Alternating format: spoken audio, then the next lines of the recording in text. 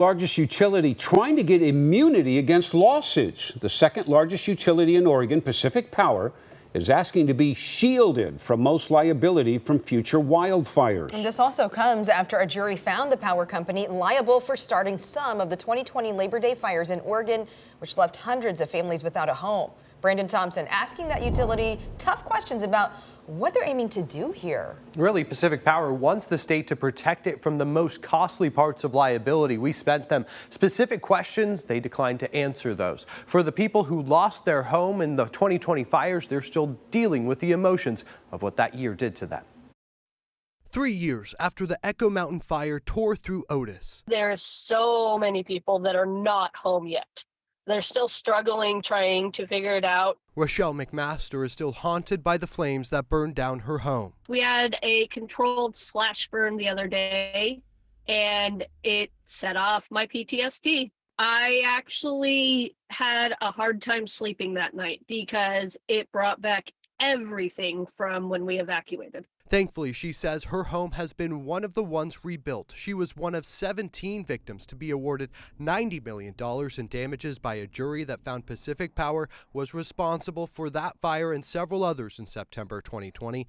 Less than half of the award went to actual property costs. The rest were non-economic, emotional, and punitive damages. She felt disrespected to learn Pacific Power wants the state to protect it from liability like that in the future. I was shocked by it. The purpose of a punitive damage is to make someone take something seriously that they've done really wrong and hopefully make sure they never do it again. In its filing with the Public Utility Commission, Pacific Power claims this, quote, strikes a reasonable balance between enabling actual damages when appropriate and unreasonable treble damages, end quote.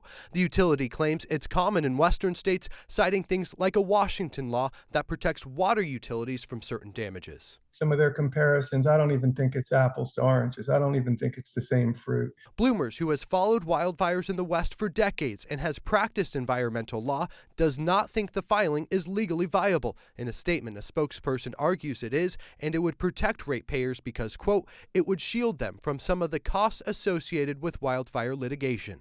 What they're basically saying is, hey, you ratepayer, you customer, you have no other choice but to accept power from us, and you got to accept this one-sided contract that says if we are not paying attention, if we're not doing our job, we have very limited liability to you if we burn up your community.